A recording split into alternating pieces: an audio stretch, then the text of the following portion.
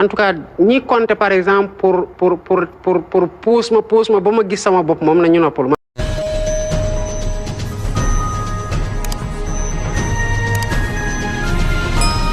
STV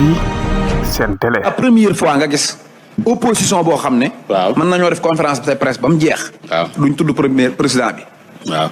ñoom premier ministre bi la ñuy visé. moom rek. te boo laajoon opposition bi 2029. kan mooy seen prochain adversaire xamuñ ko. waaw xamuñu ko. il faut que Sénégalais xam tamit sama diggante ak premier ministre. xam ngeen bu ngeen xoolee xëy na bàyyiwuñ ci xel depuis quand lañ commencé di wax que le premier ministre lorgne le fauteuil du président de la République daan ngeen dégg loolu daan ngeen fa dégg coup d'état rampant ci diggante premier ministre ak président de la République. alors man mënumaa fonctionner noonu bëggumaa fonctionner noonu xalaatumaa fonctionner noonu xam lan moo tax parce que bu dee lorgne fauteuil je l'encourage à non pas lorgner le fauteuil mais à regarder le fauteuil clairement moom le premier ministre parce que 10 ans ngi nii ci gannaaw may xeex pour mu toog ci fauteuil bi te bàyyiwuma nag te duma mos a bàyyi. STV pour mu leer dama ko koy yéene parce que xam ko dem ko yéene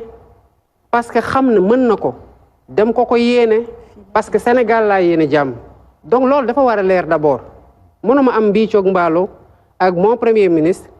pour problème mu ay def may def de l'ombre ay def parce que j'ai évolué sous son ombre pendant 10 ans di xeex en toute loyauté gis nga loyauté boobu moom ma koy delloo ba mu mat sëkk parce que ku ñu yar la ku gëm yàlla la